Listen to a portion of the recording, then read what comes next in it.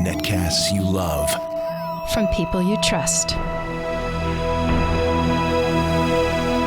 This is Twit. Bandwidth for Ham Nation is provided by CacheFly at CacheFly.com. This episode of Ham Nation is brought to you by DX Engineering. DX Engineering offers practically everything you need to outfit your shack, plus the fastest shipping in the industry. Most in-stock items ship the same day, Monday through Friday until 10 p.m. Eastern. For more information, visit dxengineering.com/hamnation. And by ICOM. For more information, visit icomamerica.com/hamnation.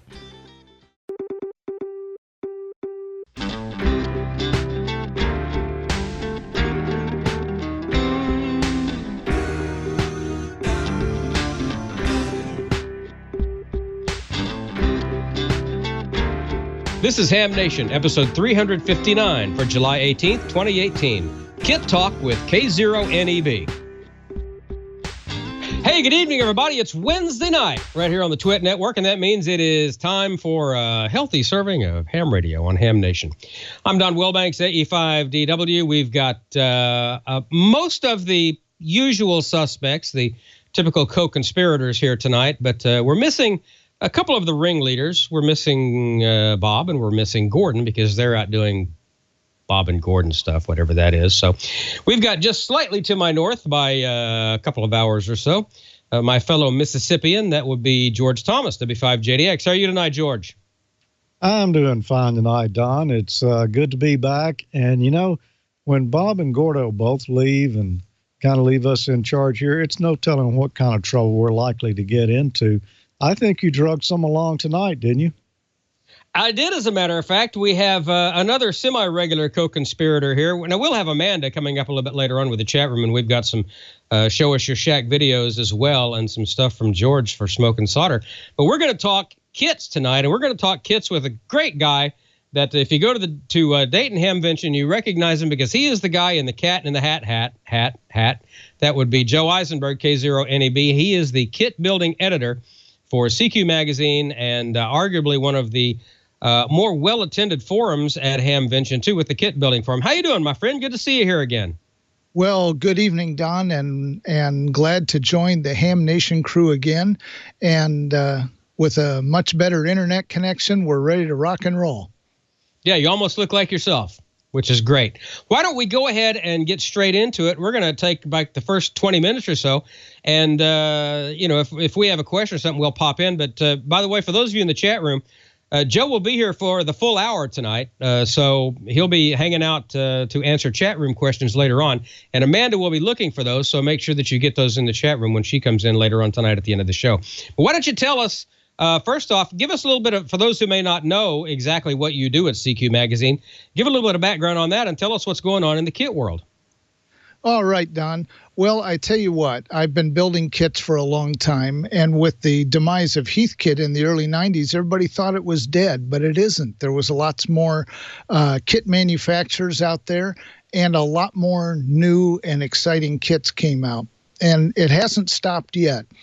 And 9 years ago, I was with you in your car, and I was offered the chance to do a monthly column in CQ Magazine, and I jumped at the chance. I remember he said, well, we'll do about 2 or 3 columns and see how it goes. Well, we are now completing our 9th year doing a monthly kit building column in CQ Magazine. In addition, I also now took over the authorship of the construction techniques chapter in the ARRL handbook.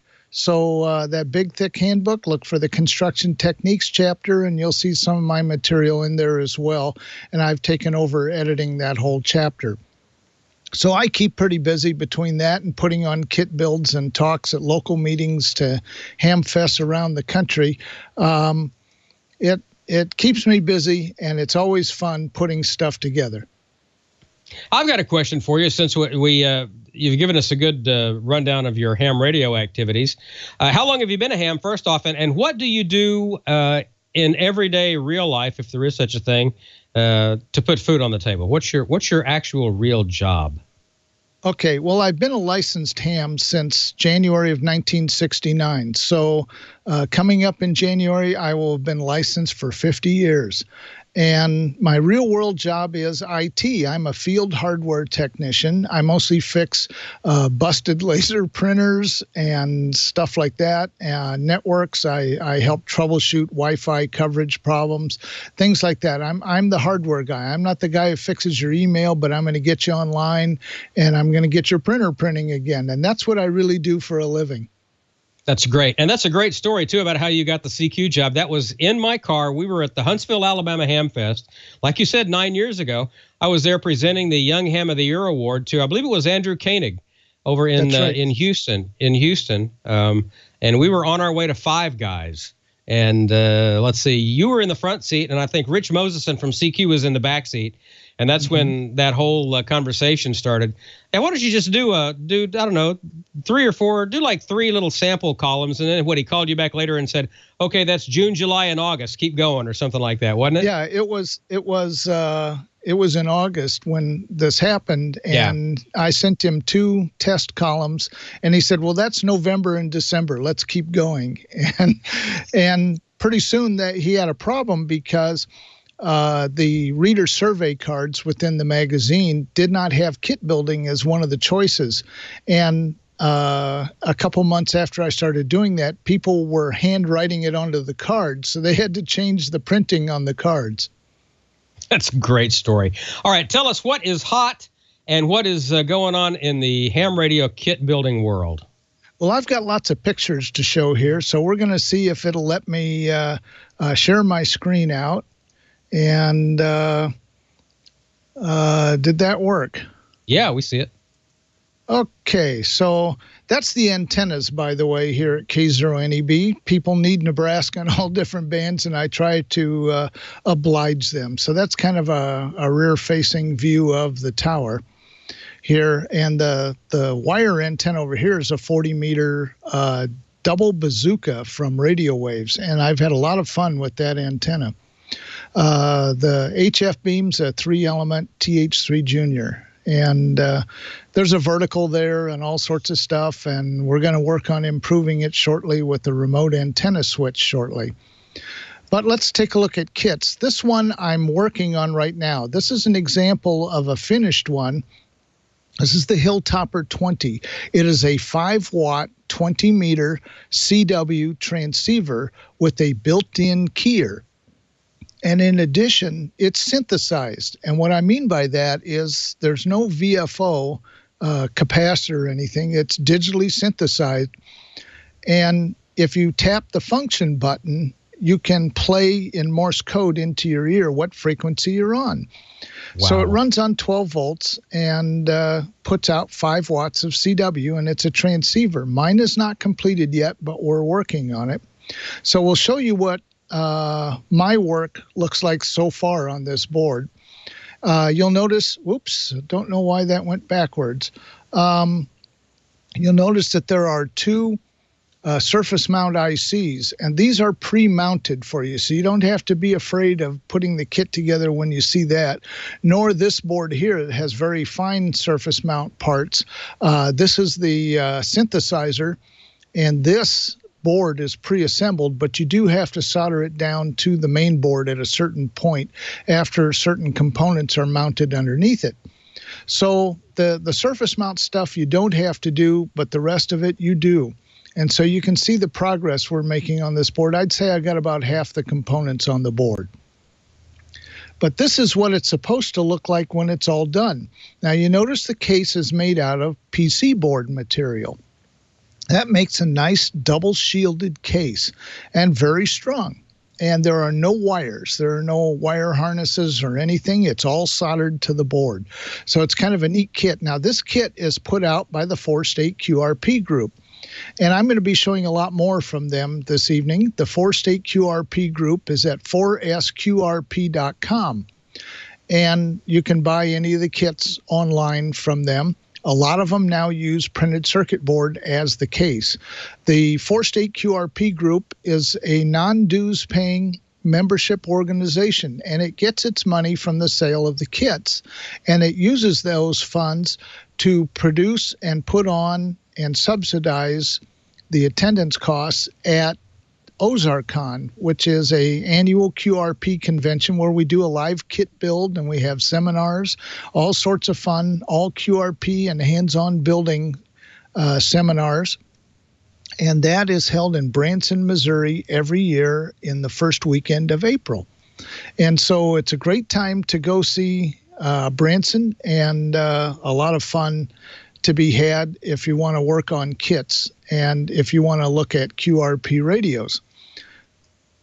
This is another 4-state QRP kit. And by the way, the one before is designed partly by David Kripe, NM0S, and K1SWL. Now, K1SWL is known for inventing the rock mic kit, and David Kripe is a senior RF design engineer for Rockwell Collins. That's Collins Radio in Cedar Rapids.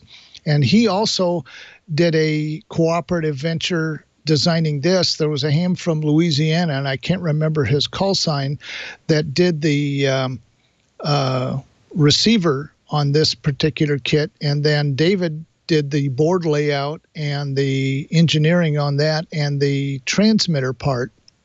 And this is a 5-watt, 40-meter CW transceiver that is kind of a modern-day mock-up of the old World War II Paraset, but of course solid state.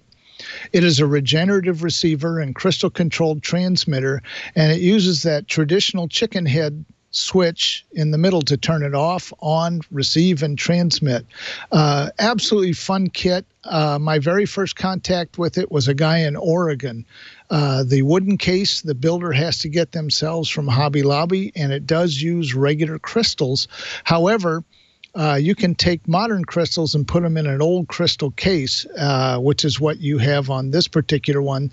This crystal has actually had the guts taken out of it and a modern crystal squeezed back in and the case put back together. So it looks original and works just like original. The key, this knob here, is actually the CW key, and it's built in to it, and there's a jack to plug in an external key as well. This is another one of David's kits, and this is one that he designed himself. This is the Cricket 80. This is the original version. I also have a newer version of it that I have in progress. And it actually can be put together by an experienced builder in maybe an hour or so. The coils, you'll see, you don't have to wind any toroids. There's no surface mount parts. The coils are spiral wound on the circuit board.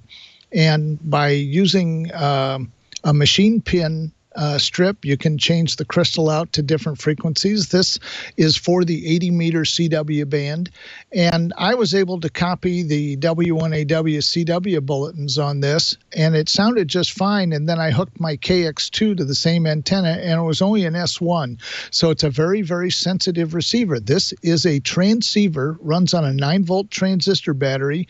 You just plug in the antenna, you plug in your headset, and you can tap out the CW on the built-in key, which is made out of, guess what? Printed circuit board material. How about that? Now we're going to look at another 4-state kit. This is the most recent one. This one was brought out on the 4th of July, and this is called the Murania. And the name comes from the old movie serials from the 1930s. And you had Gene Autry with his radio ranch, and then he discovers there's this underground city called Murania. And it was a serial shown in movie theaters, and that's how David got the idea for the name. And what this is it's a simple AM broadcast receiver kit. Once again, it uses printed circuit board material to make up the case. It's very cleverly designed. The circuit design comes from what's called the Boys radios. And a Boys radio is something that came out in the early 1960s when the government put a tariff on transistor radios coming from Japan. But anything that was 2 transistors or less was considered a toy. So the clever Japanese engineers came up with a reflex regenerative type receiver that was actually relatively sensitive and relatively good sounding. And so you had these radios that were advertised in magazines like Boy's Life.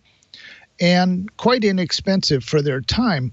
And so this radio kind of borrows on that technology. As you can see in the parts here, it's got a nice sized speaker, and you can see the ferrite rod down near the bottom of the screen here. And the ferrite rod is actually pretty good sized. It is not as selective as a super het receiver, but it actually sounds pretty good.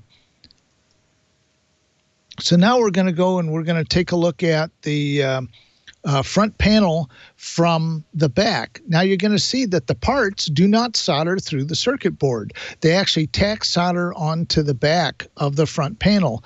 And you can see in between the grid work on the speaker, whoops, I don't know why it does that. You can see the part number and the value and what it is, like brown, black, red, or C1 is 0.01, which is marked as a 103. And of course, all those markings will get covered up when you put the speaker on the back. But the parts mount to the back. And for a first-time builder, this is really a good idea, because a first-time builder, if they solder the wrong part on the wrong spot, they can just take their soldering iron and lift the leg right off the board without any problem or causing damage to the part or to the board. So let's take a look at what it looks like when it's assembled. And you can see how all the parts tack solder onto the board like that. So you try and make a nice, neat job, and you got a speaker, and you look at the case, and you'll notice once again, it's made with circuit board material, but all the copper is etched off so that the ferrite rod is exposed to the airwaves, and you can pick up the RF from it. Now, the antenna rod is covered with masking tape because that's how you kind of hold the turns in place. You can also use hot glue or things like that. Runs on a 9-volt battery. That's kind of a close-up of how the circuit board case elements are held together. And this is what it looks like from the front. And this will be featured, I think, is going to be in the September issue of CQ magazine. We'll go into depth on this receiver. But that's what it looks like, and I have one in front of me that I can hold up later. This is a Chinese AM radio kit, and it's called the 2P3. And I'm hesitant to give out a web page for it because a lot of these sites have them for a while and don't. So I would just Google a 2P3 radio kit. And this comes with an instruction sheet that's bigger than a Nebraska road map. And it folds out huge. And it's very detailed and pretty nice to put together. But it is through-hole mount. You don't have to wind the antenna coils. They're already there on the loop stick. You just slide them into position. It makes a typical 1960s super het shirt pocket AM radio. And this is very sensitive. I'm able to turn it on in the basement. As long as the computer isn't on making noise, I can hear AM stations all up and down the dial, including very weak signals. So it's actually a very excellent AM broadcast receiver. This is what it looks like on the inside. I tried to be as nice and neat as I could and put together the receiver. And that's what it looks like on the inside. And this is what it looks like when it's all put together and listening to AM 1110 from Omaha, which is a 50,000 watter. But it actually picks up the low power signals from Omaha and actually from Iowa and all over the Midwest. It's startling how well this little radio works. But look up the 2P3 kit, and I know they have them on Amazon and through eBay store, and I can't remember the other site that has these. Well, we've got Huntsville coming up, Don. We do, and there's Tyler N7TMW, who, by the way, this Saturday will be attending, I think, the Huntsville or the Slidell, Louisiana Hamfest with me.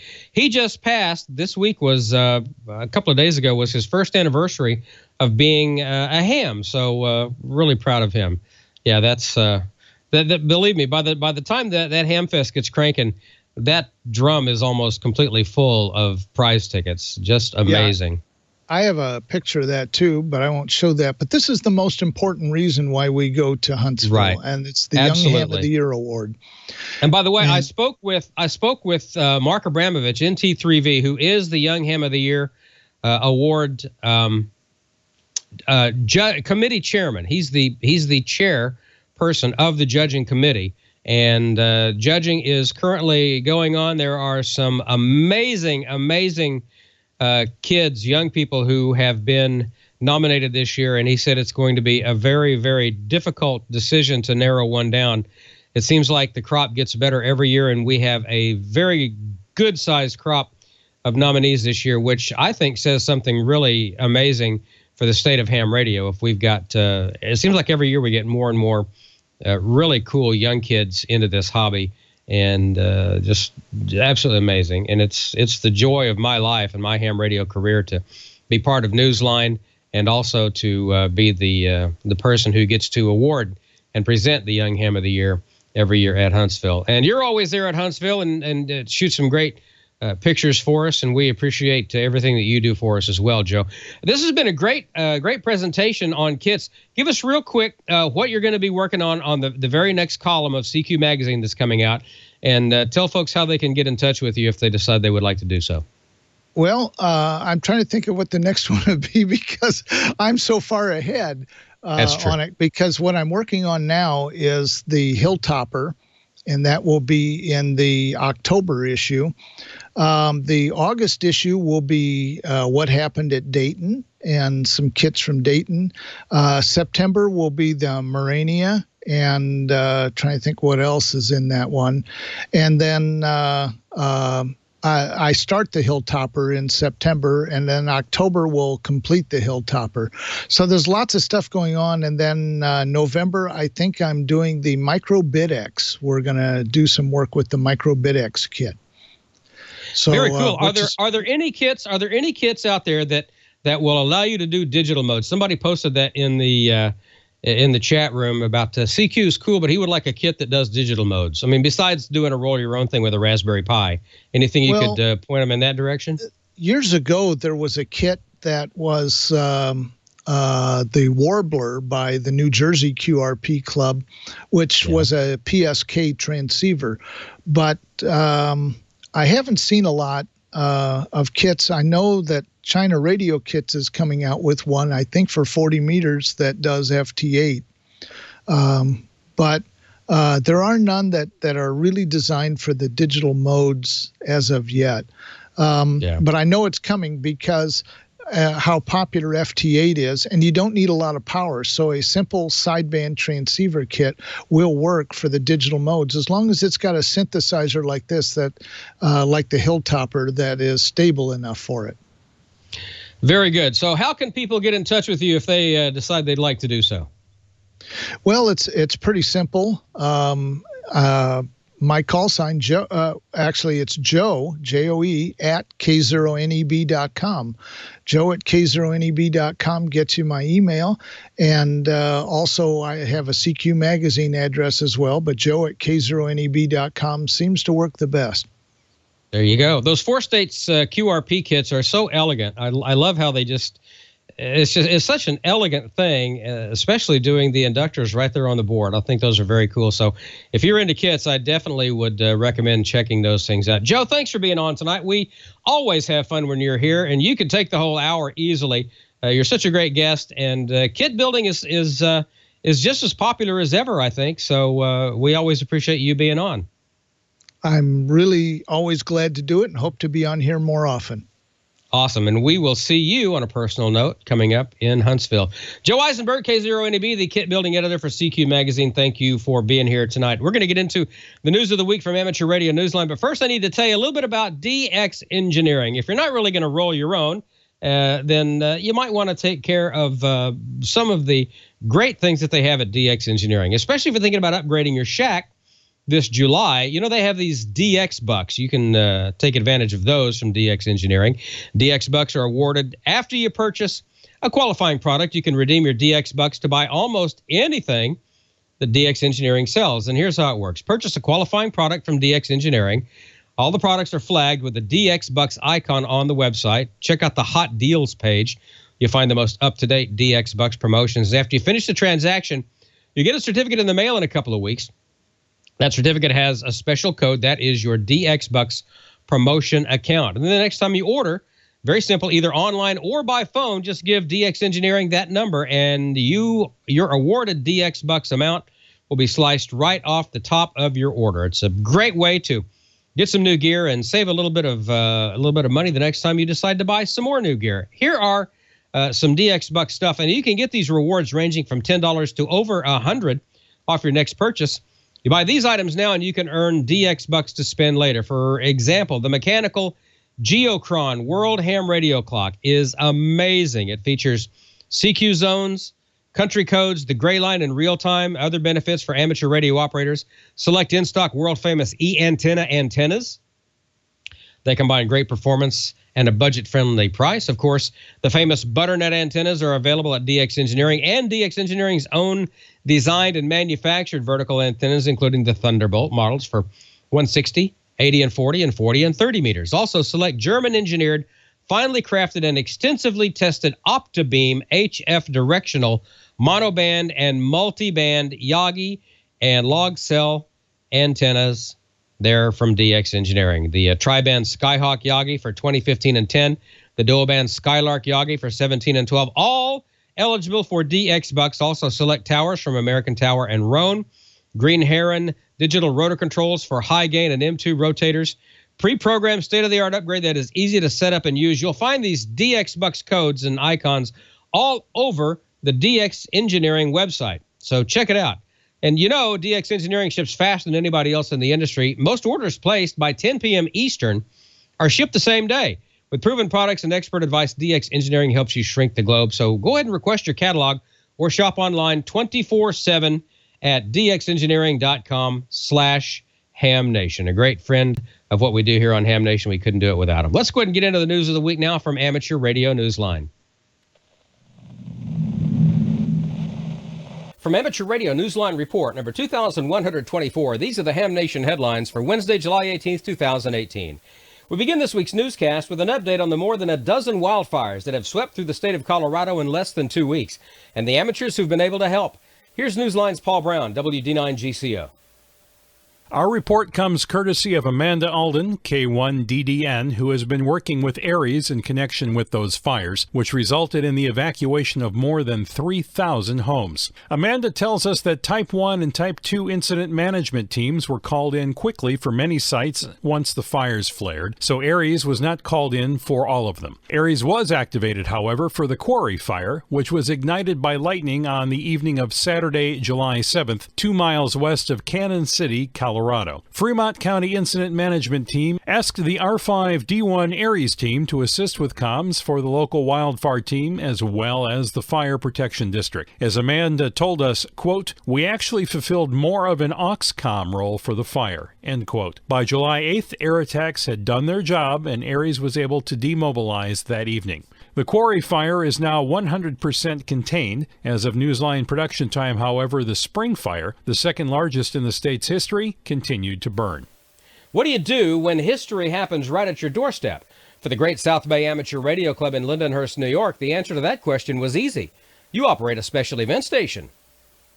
100 years ago, on July 19th, 6 U.S. sailors lost their lives when an explosion on board the USS San Diego sank the vessel off the coast of a barrier island known as Fire Island. Starting on July 14th and through the end of the month, special event station W2NMY will operate on all bands in all modes, honoring the 6 who perished aboard the only major warship the U.S. lost after its involvement in World War I. Successful contacts will earn a special certificate bearing the sailors' names and a photo of the ship. The call sign is also historic. It had been used by the U.S. Coast Guard at the HF station near Fire Island Lighthouse. Club President John Melfi, W2HCB, said the club is proud to bring it alive again.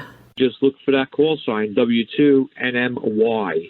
That's Whiskey 2, November, Mike Yankee. For Amateur Radio Newsline, I'm K0NEB Murray, KD2GUT, and a member of the Great South Bay Amateur Radio Club. We all know it pays to study hard for your license exam, and some new amateurs in Cuba are celebrating some amazing results.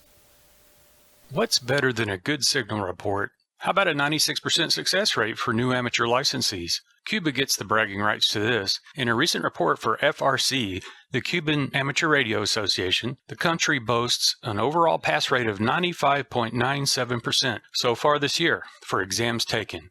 Out of the 323 who have set for their exams so far, 310 learned they would be getting their license.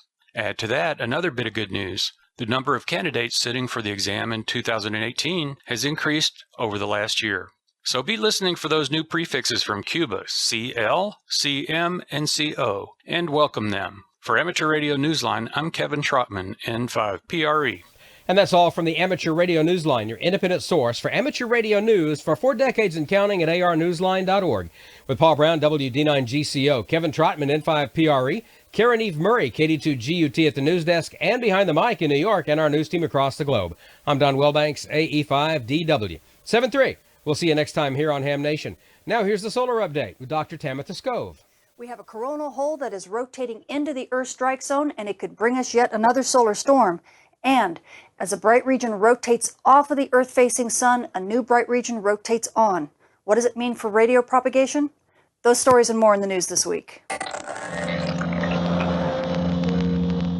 Space weather this week continues to be quite interesting. We've had a lot of unsettled activity over the past week, and it looks like it's continuing. We've got a bunch of little mini solar storms that keep firing, and this has brought us a little bit of aurora here and there sporadically, and it will probably continue to do so. But the big story is this coronal hole that is going to be rotating into the Earth strike zone here in the next day. Now, it's not a really deep coronal hole, so the storm conditions may not last. It may only be at high latitudes. But there is kind of an extension of this coronal hole, so we're expecting to have some turbulent solar wind easily over the next few days. Now, after that, we also have these two bright regions that are on the Earth-facing sun right now. One of them, which we thought was going to be numbered 2716, has now rotated kind of off of the sun's west limb. It never got numbered because it kind of fizzled a bit. Now we have another fizzling kind of region rotating onto the sun's disk on the east limb, but this one isn't quite as bright, so likely we will end up dropping back down to poor radio propagation conditions here over the next few days as the solar flux does begin to wane a little bit. Switching to your M-flare threat meter, you can see back on the 6th was when we really got excited about a new region that was rotating into Earth view at the time. It was firing off solar flares. It was boosting the solar flux. In fact, we thought it was even going to be numbered region 2716, and then it fizzled. It just kind of went quiet. It never even got a number, so the sun has remained spotless. Luckily, it has been bright enough to boost the solar flux up to the bottom edge of marginal radio propagation. So amateur radio operators have at least been enjoying that. But now it's going to be rotating off of the sun's west limb here in the next few days. And the only thing replacing it is yet another kind of dim region. So we're most likely going to fall back into poor conditions for radio propagation, and that will probably last over the next week. Switching to your solar storm conditions, you can see over the past week or so we've actually been pretty busy. Now, we haven't really bumped up to storm levels at all, but there have been a lot of little mini solar storms that the sun has been kind of firing off, and we've really benefited. We've been sitting about unsettled conditions, and as a matter of fact, we've actually got hit back on July 11th and 12th by a solar storm that gave us some decent aurora shows in many parts of the world, including those that have been fighting the twilight sun in the northern hemisphere.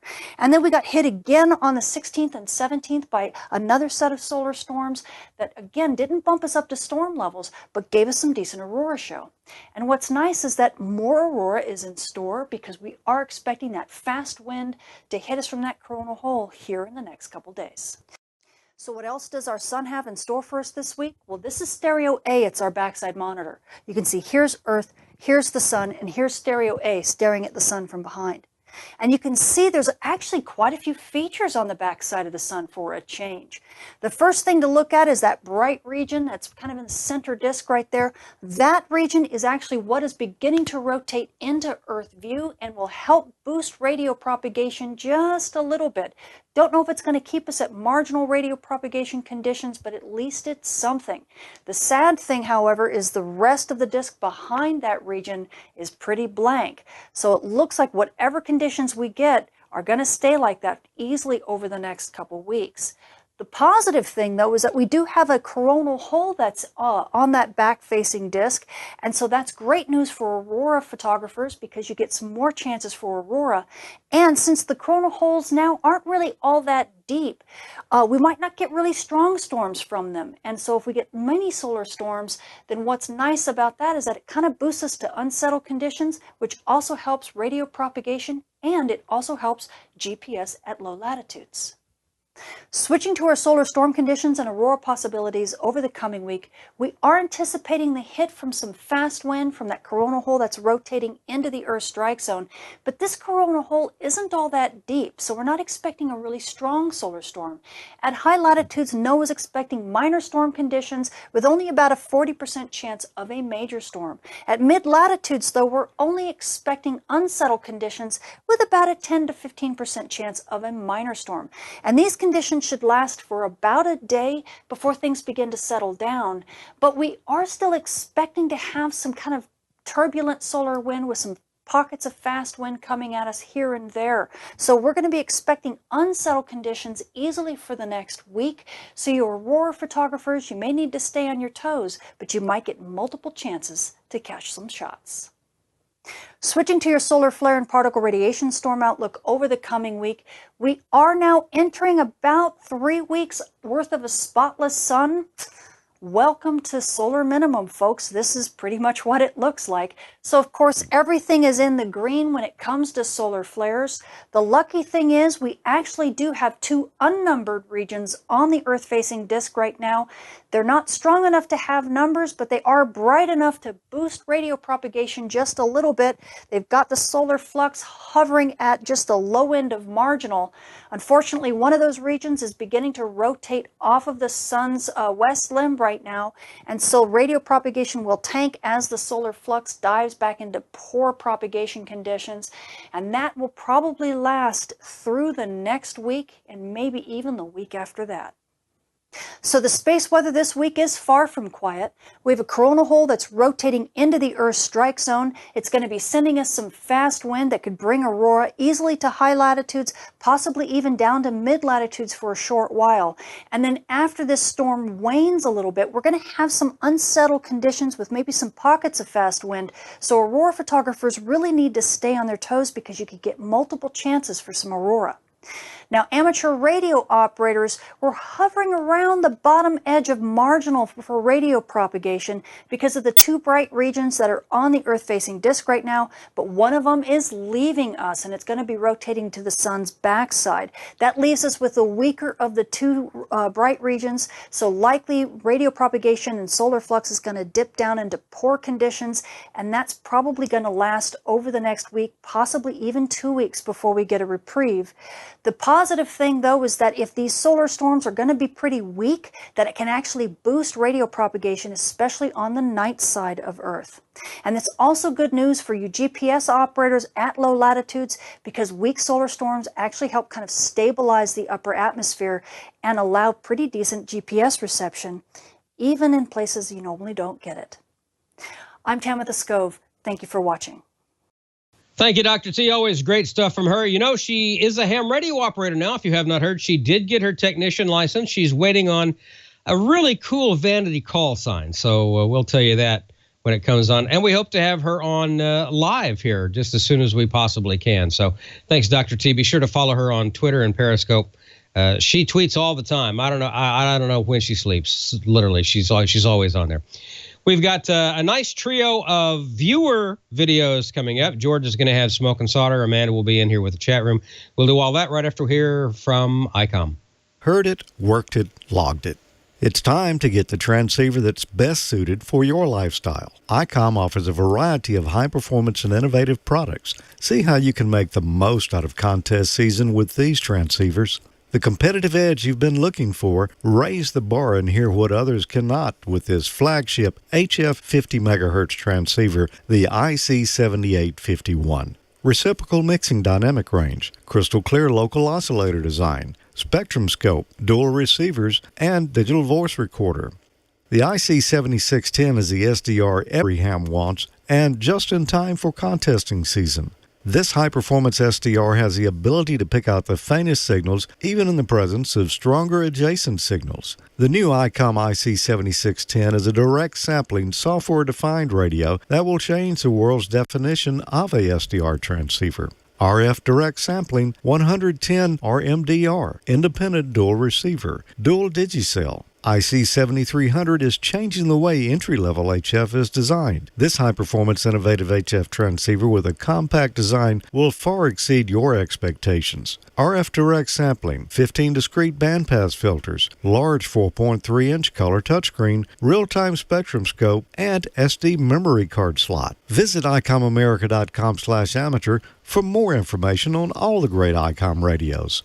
And you can tune in and enter to win after each episode of Ham Nation. Go to icomamerica.com/hamnation. Register to win some great swag prizes like t-shirts and hats. While you're there, learn how you can win in the monthly grand prize drawing for a new radio. And for July, that new radio is the ICOM ID51A+2 VHF UHF D-Star Portable. It's a dual-band, dual-watch handy-talkie with built-in GPS, extended D-Star coverage, terminal mode and access point mode, DV fast data mode, DV and FM repeater search function, and you can download the RSMS1A free Android application, and a lot more. So go to icomamerica.com/hamnation after this in each episode of Ham Nation and register to win. Sign up, good luck, and don't forget to follow ICOM America Inc. on Facebook and Twitter. And tonight, we've got a few viewer videos here that our friend Dan in non-LVS gathered together for us. The first one here is, I guess you would pronounce it TCARES, TCARES. It's a short video here on their field day. Hello, Ham Nation. This is Ned in for NED with TCARES, the Tuolumne County Amateur Radio and Electronics Society, based in Central California. For 2018, we held field day at the Meatwook Sugar Pine Fire Station at about the 5,000-foot elevation in the Sierra Nevada mountains. This location is on a very busy, popular highway heading up into resort destinations in the mountains. It's a great place to put up a public information table and to get on the air station.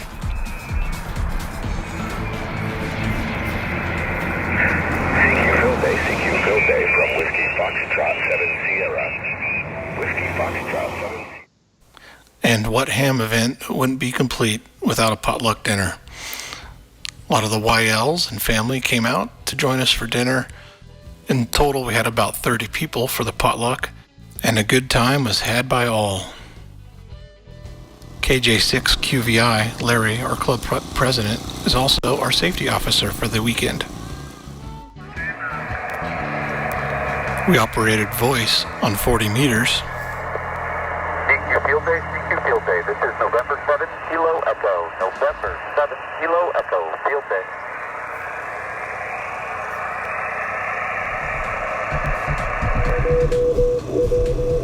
And we operated CW on the Flex radio systems, Maestro. Here you see we are beginning to capture the ARRL bulletin on 40 meters to get 100 more points.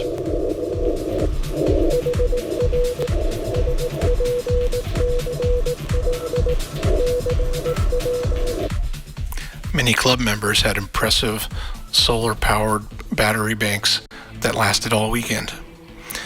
In addition, fresh coffee is always important, and we always had a pot boiling.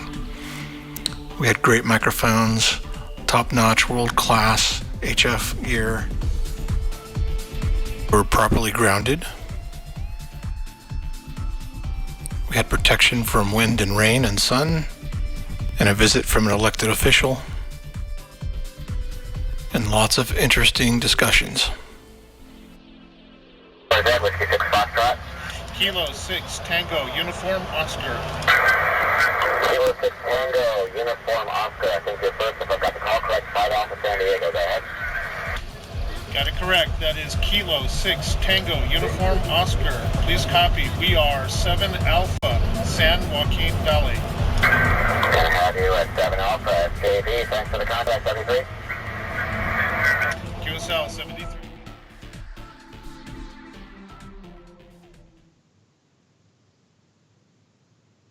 Well, that looked like a great field day to me there.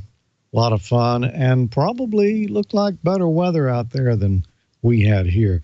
Another field day submission we had, look at right here, is from the AAARC. I don't know if they call that the AAARC or what they call themselves, but let's take a look at their field day.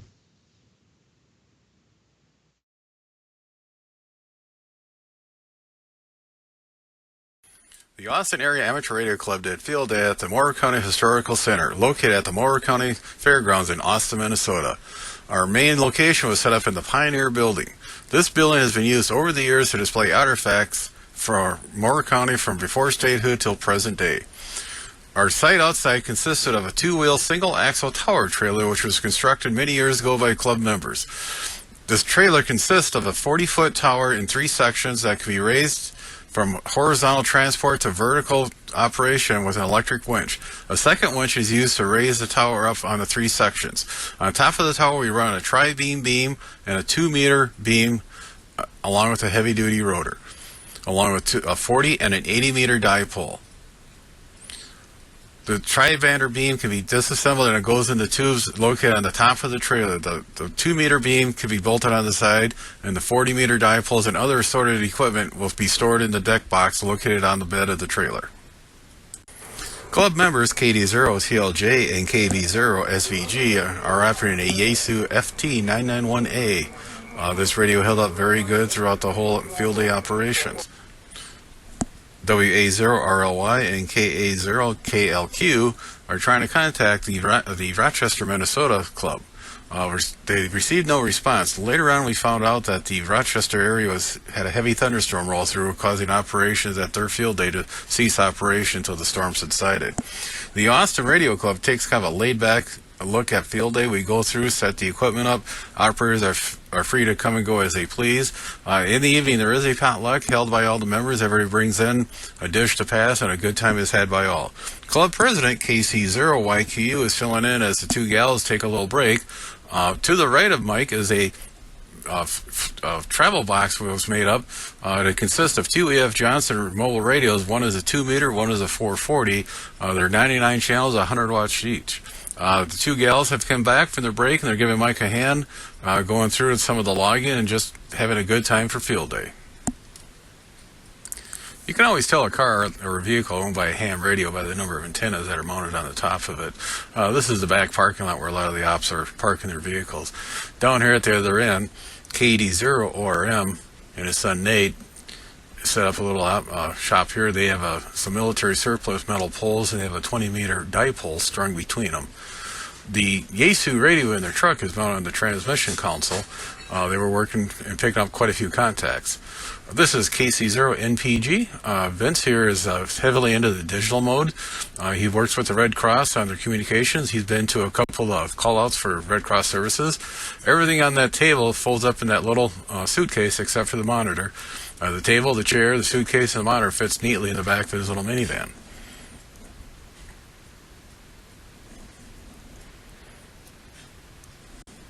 At this point, Vince is more interested in my Hero 3 camera than it was making contacts here. So he has set up a small antenna array, a long wire strung between a couple PVC poles. So hope you enjoyed our video. This has been KC0 VII. Happy field day, everybody. It looks like the Austin Amateur Radio Club had a good time there, too. WV0H and the KF5RY families joined together for Field Day 2018. It looks like they had an excellent time as well. What day is it? Today is Field Day. Hey, what day is today? Field Day. What day is today? What day is today? Field Day. What day is today? Field Day. It's Field Day. What day is today? Field Day 2018. Ladies and gentlemen, it's Field Day. Field day in South Park, Colorado. Here we are, Pike National Forest. So we have just finished inspecting the competition. How are you feeling about the competition's campsite? The competition's campsite is very well thought out. I'm sure that they had no troubles putting anything up. We'll just have to see where the chips fall. Once we were back, it was time to do a final check on the antennas. Make sure the VHF station was good to go, and adjust the solar panels. All that's left is to make contacts. Whiskey Victor Zero Hotel.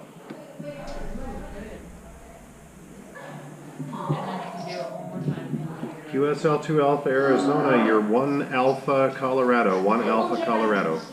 Okay, so I will make sure you lose on CQ Field Day WV0. CQ Field Day, CQ Field Day WV0H calling. Can I try? CQ Field Day, CQ Field Day WV0H calling. CQ Field Day, CQ Field Day WV0H. Whiskey Victor Zero Hotel, did you get my stuff?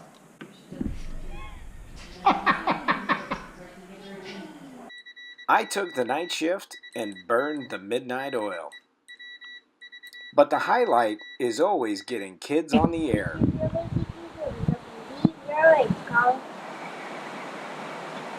Keep going. CQ Field Day, CQ Field Day WV0H calling. Do I say it again? Yep. Kilo 7 Papa Radio, this is WV0H. Okay, the Zero Hotel, this is Kilo 7 Papa Radio. We're 2 Alpha Oregon, over. Roger, 2 Alpha Oregon. You're 1 Alpha Colorado. I need your call. WV0H, WV0H, WV0H. Oh, fantastic. Whiskey Victor Zero Hotel. Hey, thank you for third contact. Have fun today. Kilo 7 Papa Radio, 2 Alpha Oregon. Bye-bye. Bye-bye. Bye-bye, thank you.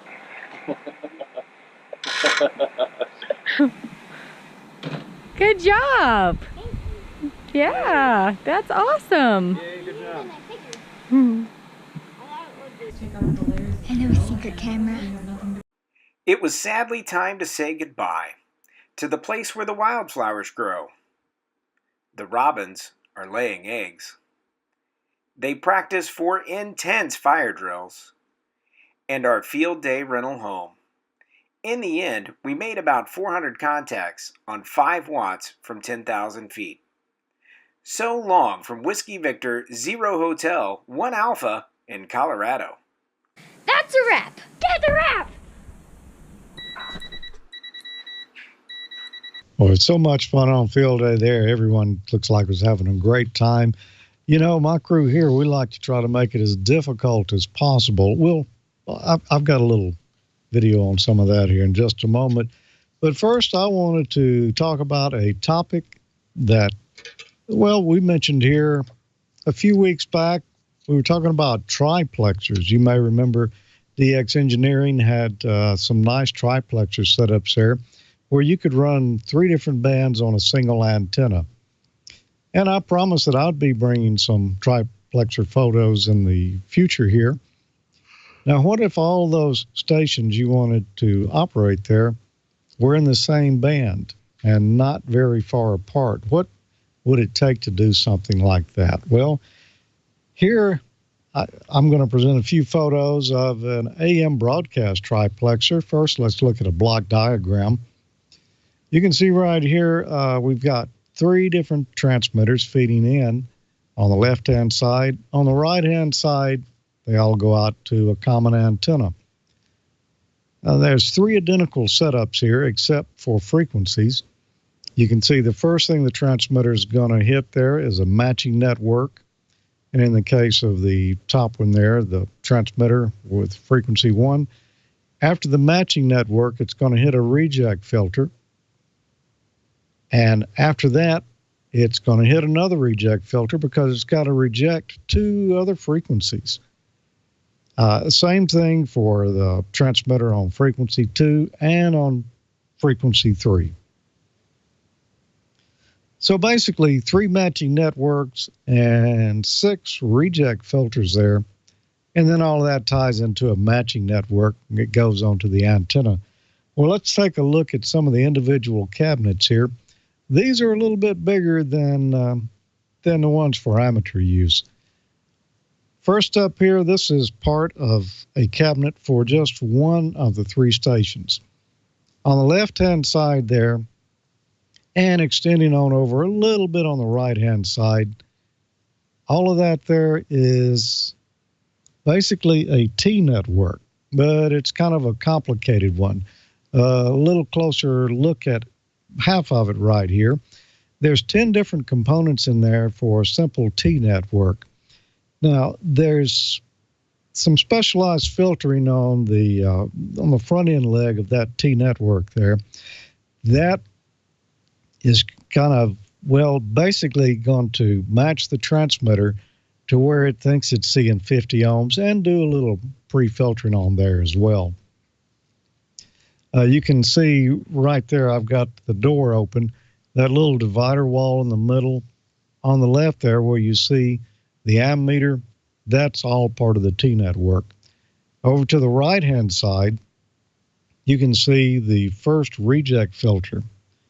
What that one does there, it's going to reject, now we're talking about the first frequency here. So this filter is going to reject the frequency of the second station. Now, here's a little bit wider photo. Over on the very right-hand side, you can see another divider there. That's the reject filter for the third transmitter's frequency. So what we're doing there is we're rejecting, after the matching network, we're rejecting one of the other frequencies, and then we're rejecting the other. Now, both of those filters have to be able to pass the frequency of the transmitter that we want to go through. Here is the second reject filter here, and it's not many components in there, only 5, but it's an unusual combination of the way that they're connected. I don't know what you would call this particular filter because it's got to pass one frequency and reject another. Here is, I'm trying to think of what that is. I think the picture got turned on me there. That's a,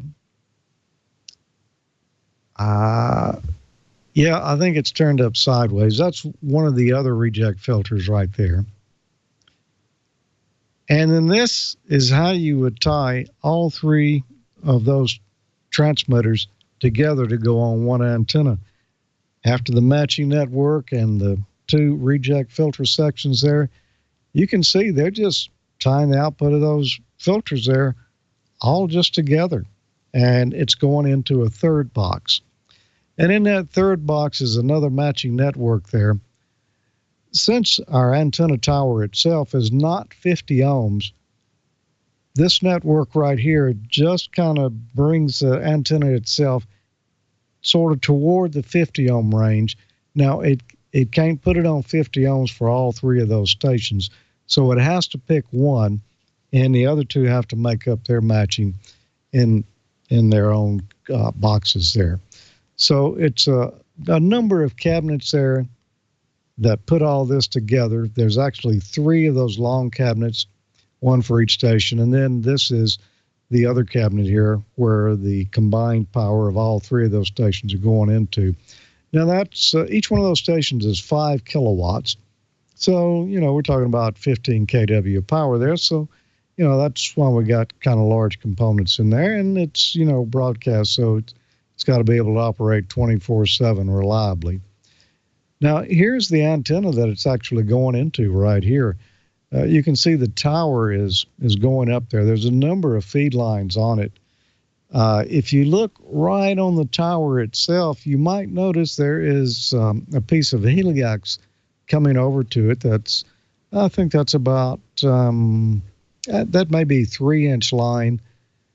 And then there's an elbow and it goes up, and then that is 3-inch rigid line going up the tower. Well, you may notice that that rigid line right there, there is an insulator standing that line off so it doesn't contact the tower. Why would they do that? Well, that's from an older installation. Before this one, this is an AM tower. Now, originally that tower was hot. You know, they run RF in the base of it for just one station, and then the tower radiates the AM. They have an FM antenna that's mounted on the side up there, and just like that piece of transmission line you see there, that FM antenna up there at the top of the tower was also standing off on insulator so that it didn't contact the tower either. So basically that whole FM antenna system is sitting off on insulators there because the AM tower was hot and they didn't want to use an ISO coupler to isolate that. So they just stood it off so that trying to keep the AM RF from coming back down into the FM transmitter through the transmission line. Now, around the outside of that, you'll see those wires that are going up. There's insulators at the bottom. Those wires don't go all the way to the top of the tower. They go, I believe on this tower, a little over halfway. That is what you'd call a folded unipole. Now, the transmitters are actually feeding those wires today instead of the tower, because the configuration's been changed. It was originally only one AM there and one FM, and now there's three. There's another shot looking up the tower, that folded unipole there.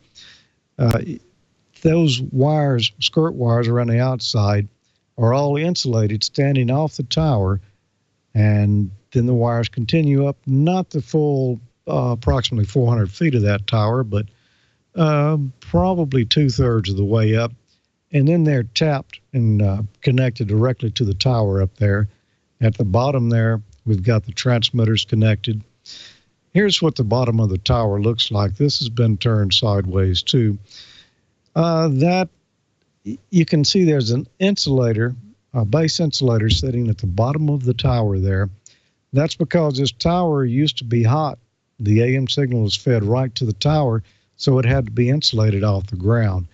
Now you can see that they've connected copper straps from the tower down to the ground system to ground that tower, so it's no longer standing there as an uninsulated radiator. Now the tower itself is grounded. Now my company rents on this tower. This is not ours, but we are a leasee on this tower. But you can see they've grounded it pretty well there with some copper ground strap. And there again, back to where we started, you can see we got a matching network for each of the transmitters, a reject filter to reject one of the other transmitters, and then a reject to reject the other. All in all, inside those boxes there is just over 20 capacitors and inductors in there for each radio station. So there's a good bit of components there. That was quite costly, and it took a consultant and a lot of test equipment about 2 weeks to make all of that work. Now, the frequencies that we were dealing with there, and they're really not that far apart. There's one station was on 930 kilohertz. One of the others is on 780 kilohertz. And the third one was on 1,300 kilohertz. That's not really a lot of separation to be running 3 5-kilowatt transmitters to one antenna. But if you had to do it, that's how you do it right there.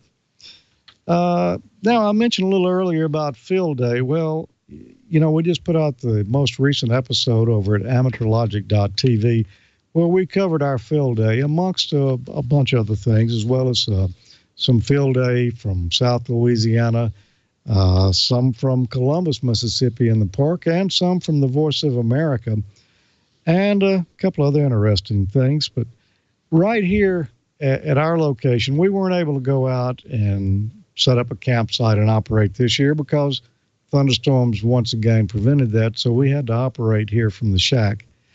We set up antennas around my yard here. One of the antennas we used this year that I really liked was a hex beam. I'd never used one of those before. We got it assembled, all put together. It was muddy in the backyard, so we had to wear rubber boots to kind of get around. And Tommy and Wayne showed up on Saturday morning. We raised that antenna up. We were a little late getting on the air because it took a little more doing than we thought it was. But let's just take a quick condensed view of what it was like to raise an already assembled hex beam in the air. Action.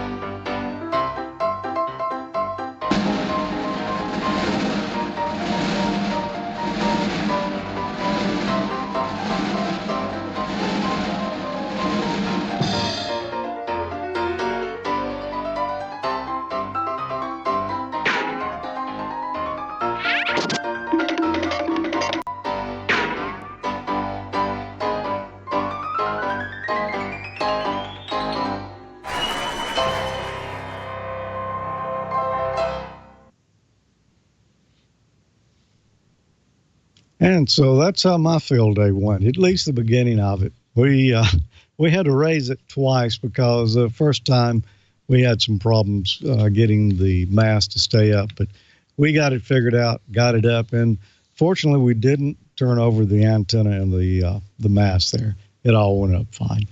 But it was a lot of fun. Really impressed with how well that antenna worked. That was the MFJ hex beam, 40 meters through 6. Really performed great. We didn't have a rotor on it, though, so we relied on wind power to rotate the antenna for us. So we didn't really ever know which way we were pointing because it was pretty windy that weekend. Well, you know, last week I asked a question here that came out of Gordo's Amateur Radio Extra Study Guide. And the question was, which of the following types of conductors would be best for minimizing losses in a station's RF ground system? Is it resistive wire like spark plug wire, a wide flat copper strap, a cable with 6 or 7 18-gauge conductors in parallel, or a single 12-gauge or 10-gauge stainless steel wire? Well, we had a winner on that, and it was Ron Rice, KN4IJS, and he said, George, the answer is a wide, flat copper strap. And yes, Ron, that's correct. Just like this here, I use a lot of this. As a matter of fact, you saw some at the bottom of that tower we were just looking at. This is what I use for my ground system. Good stuff here. Cost a few cents more than using wire, but really great for RF grounding, lightning grounding as well. And since Gordo is not here this week, I'm going to give away one of his books. You can take your choice, Ron, of an extra, a general, or a technician study guide there. Gordo will be in touch with you, and you can pick out which one you want there. For next week, I've got another question here.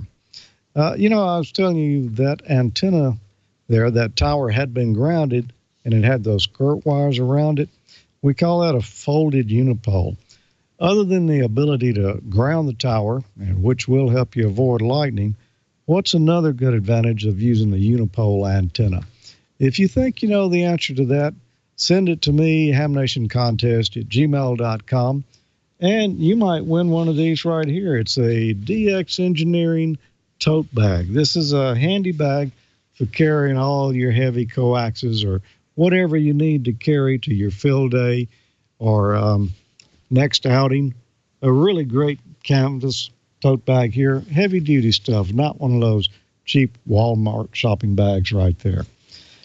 HamNationContest@gmail.com. why would be another good reason to use a folded unipole antenna.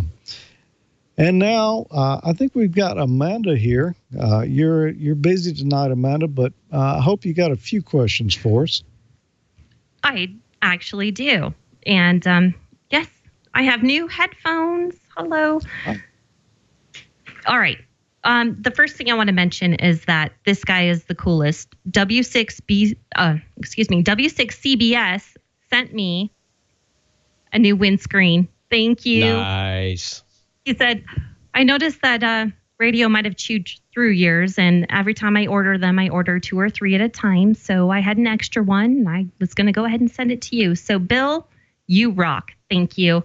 I have not changed it out yet because I was going to leave town, and I was afraid radio might chew it again. So, all right, let's get to some questions here. Joe, I have one for you first.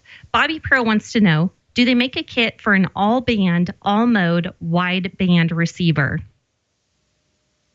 There are several, but there's a simple one called the Ozark Patrol, and what that is a simple regenerative all shortwave band type receiver, and that is put out by the 4-state QRP group. Now, it's obviously not going to be as sensitive as a lot of radios, but it's a simple regenerative receiver. Look for the Ozark Patrol.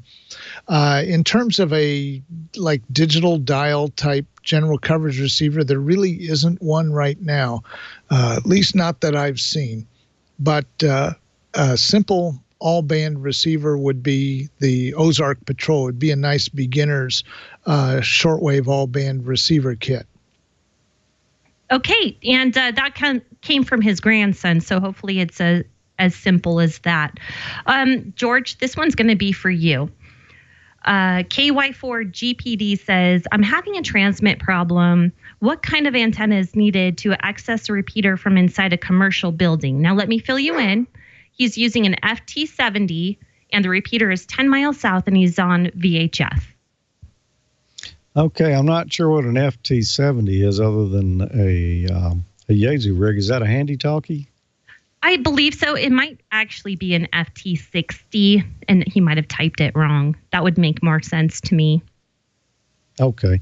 Well, something that you can get close to a window, hopefully on the side of the building that you're going to be operating on, and also not near any gear, because computers, network cabling, all of that can cause interference coming into your rig there as well. A lot of folks would say build a J-pole. You can build one out of 300 ohm twin lead, and those will work if you get them tuned properly, just hanging in the window. Another simple antenna would be just throw together a little quarter wave ground plane. You can build those out of some copper wire and a SO239 chassis mount connector. Or maybe you just want to get a mobile antenna, magnetic mount mobile antenna, stick it on a pizza pan or on a metal filing cabinet and see how you make out with that. It's mostly going to be moving it around till you find a sweet spot. And is it a metal building? There's something to think about. Very true. Yeah. And he is qualifying in chat that it's an FT70D. So I'm not sure what that radio is. Is it an HT? Anyone know? Yeah, it looks like probably. It's a dual band HT. So maybe a dual band magnetic mount antenna stuck to pizza plate or a file cabinet or something. If it's a metal building, if you get it outside, stick it on the side of the wall. 10 miles away, you ought to be able to get there. Yeah. I would think so. Although I have lots of problems. I key up my HT near my computer, and I see my monitor go crazy, and you get the waves across it, and it freezes up. So you could possibly cause some interference to your coworkers, depending on if you're working in cubicles or not. So you might want to be a little bit careful so they don't outlaw those from your work. All right. That's all the questions I had. Joe, thank you so much for visiting with us tonight. We really appreciate it. You've brought so much to us, and we always love to have you on the show. So give us any final words you might have. Well, I tell you what, Amanda, I think I'd be glad to do more appearances and talk about more kits. A little extra word about that Ozark Patrol. The parts all mount to the back of the board like the Morania. So it solders to pads, very easy, 3-transistor beginner kit. There is a toroid to wind, but it's not hard to do. And it's also a 4-state QRP kit, also designed by our RF engineer, Dave, NM0S from Collins Radio in Cedar Rapids. Don't be afraid to build a kit. If you have any questions, you can always email me, and it's joe@k0neb.com, and always glad to help out. Very good. And we always appreciate that. And it's always nice when you have somebody hands-on that's ready to answer your questions. Bob Heil is pretty much the same way. If you're building the Pine Board project, you can post on his website, and typically you get a response very quickly. So, all right. I know we've gone a little bit over time tonight, and thanks everyone for watching. Let's go over the nets tonight. We have 14-268 for the 20-meter net. We have 14 Charlie for the D-Star net, TAC 311 for the DMR net, Echolink, we're on Dewdrop In, and I do believe, if I'm not mistaken, we have 7192 for the 40-meter net. So everyone get in there, get on the air, and have some fun. I'm off. I'm going 6 hours away to Rangeley, Colorado to help with a rally tomorrow, and it's going to be a long drive. I've got some packing to do. So thanks, you guys. Wonderful show. Don, I think you're wrapping it up. Thank you so much for taking your time out of packing to come and play with us on the Ham Nation tonight. We appreciate that. It's never the same when you're not here. Joe, always good to have you on here, and definitely need to work on getting you on a little more often. A little bit of a personal note, in my neck of the woods coming up this weekend on Saturday, the 21st, is the Slidell, Louisiana Ham Fest. It's a pretty good little ham fest. So if you're in and around the New Orleans area, South Mississippi area, South Louisiana, Southeast Louisiana area, anyway, around New Orleans, you might want to come check that out. It's Whiskey 5 Sierra Lima Alpha, W5SLA. Just Google that. I don't remember if it's .org or .com or .net or .whatever, but it's W5SLA, Whiskey 5 Sierra Lima Alpha.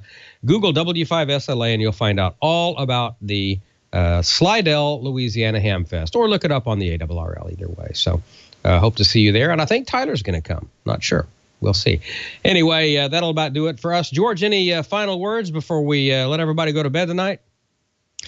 Final words. Yeah, that's a good ham fest, I understand, Don. As a matter of fact, email had some footage for us in the last Amateur Logic on that W5SLA field. They've got a great crew down there. You know, I ought to try to make it down there. We'll have to see if I can. Yeah, but no, we'll be back next week, and probably Bob and Gordo will be back to straighten this mess out. Well, good luck to them. You know, one of these days, I'm just going to haul off and join that club. I've been doing their VE testing for forever at the Slidell Ham Fest, and I never have been a paid member. One of these days, I'm just going to have to haul off and just totally and completely ruin the whole club by joining. There you go. That's funny. All right, we'll be here next week. We'll thank everybody for joining us tonight. Joe, Amanda, George, and for all of the usual suspects, the typical co-conspirators. We'll have hopefully the full crew back next week, and we hope to see you as well. So good night, everybody. 7-3 from Ham Nation.